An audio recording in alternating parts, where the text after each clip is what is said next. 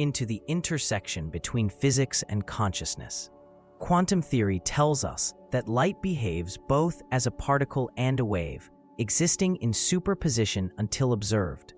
The famous double-slit experiment revealed that observation collapses probability into reality.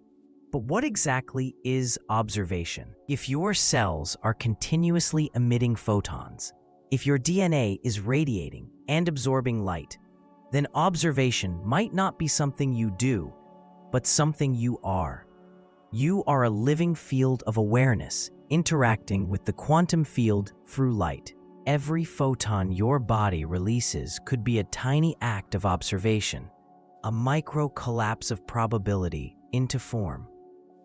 From this perspective, your physical existence is a dynamic conversation between matter and consciousness, a dialogue written in light. Meditation experiments have revealed intriguing hints. When people enter deep meditative states, the coherence of their biophoton emission increases. The light becomes more ordered, the body more synchronized. Under stress, that coherence fragments. It's as if your internal light field mirrors your inner state. Peace creates order. Fear creates entropy. Consciousness, then, might be the master conductor tuning this orchestra of photons.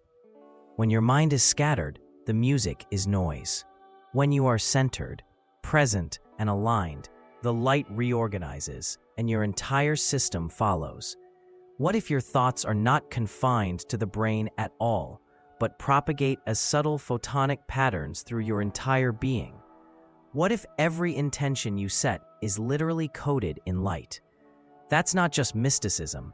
It's a hypothesis that bridges quantum physics, neuroscience, and spirituality in a way that invites both curiosity and wonder. Let's return to something tangible: how this light behaves in the real world. Biophotons are not random emissions. They appear to follow certain patterns, frequencies, and rhythms that correlate with biological cycles. Researchers have observed that human biophoton output changes with circadian rhythm, respiration, and even emotional states. When people experience gratitude, compassion, or love, their heart rhythms and brain waves become more coherent. Some experiments suggest that biophoton emissions follow suit. The light becomes smoother, steadier, and more harmonized. Why does this matter? Because coherence doesn't just describe light, it describes connection. Coherence is when parts move together as one whole. It's the opposite of fragmentation. Whether in physics, biology, or relationships, coherence is the mark of harmony.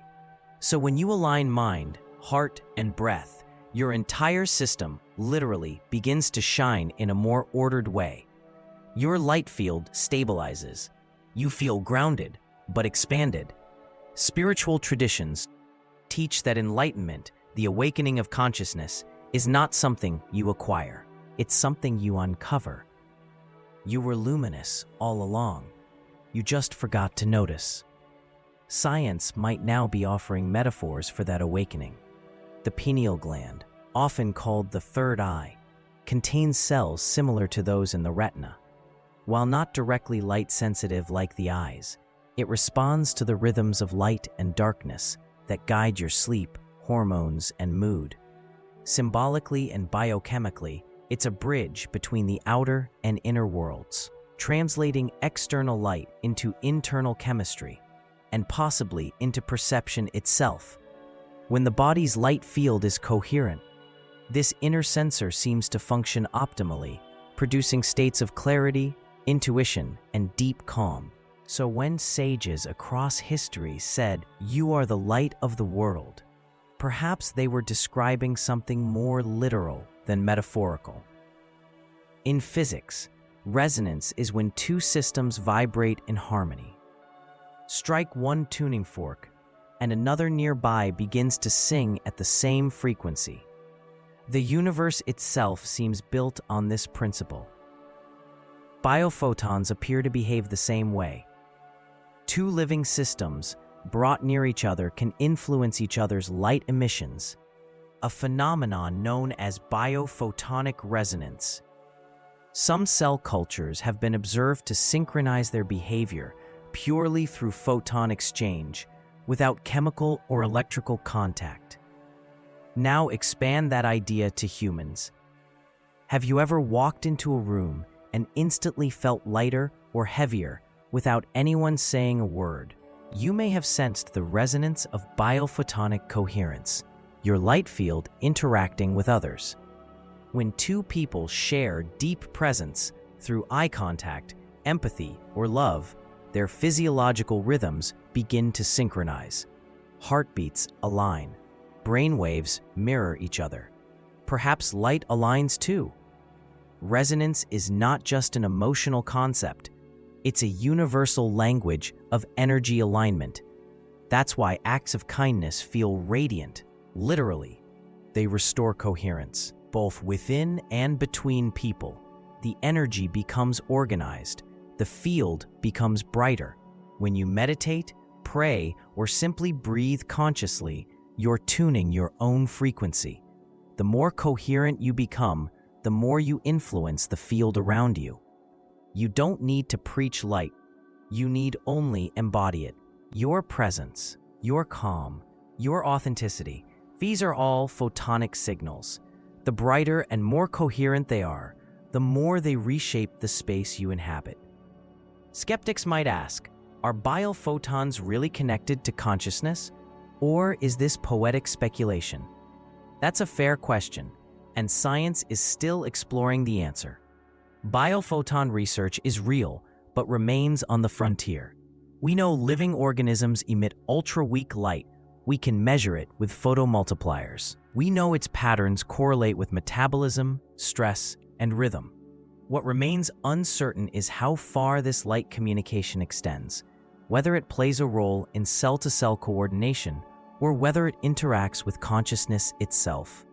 Yet, great revolutions in science always begin with anomalies. Electricity once seemed mystical. Quantum entanglement sounded impossible. Today, they're pillars of technology. In a similar way, biophotons invite us to expand the map of what life might be. Perhaps light is not just energy, but information. Not just wave, but language. DNA's spiral geometry, the double helix, is ideal for interacting with electromagnetic fields. It might function as both transmitter and receiver, tuning to the frequencies of its environment. If so, your genetic code isn't a static script, it's a dynamic antenna. And your consciousness, through intention and attention, might subtly adjust that antenna's tuning.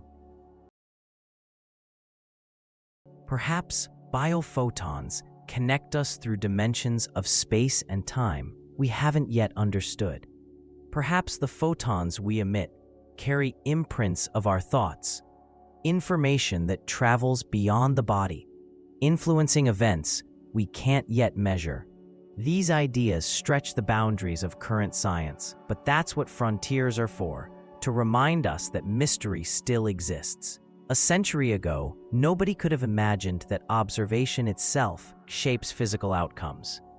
Now it's proven. Maybe a century from now, humanity will confirm that consciousness, light, and life are three faces of the same phenomenon. Until then, the invitation is simple. Live as if it's true. Live as if your light matters. Because whether or not science has fully mapped it, your own experience will. You'll feel the difference when you speak truth instead of fear, when you act from love instead of survival. You'll notice how certain people lift you and others drain you, how environments can feel luminous or heavy. That's light, coherence, and resonance in action. And when you choose coherence, when you bring awareness into each breath, gratitude into each heartbeat, you align with the deeper intelligence of the universe. You become part of the great luminous network, the living web of photons that binds all life together. In the end, this isn't just about photons or physics or even biology. It's about remembering who and what you truly are. You are not a collection of cells accidentally glowing. You are consciousness expressing itself through light, awareness embodied as energy, Every thought is a signal, every emotion a wavelength, every action a beam cast into the quantum ocean of existence. When you understand this, responsibility becomes sacred, because to live as light means to know that everything you do sends ripples through the whole.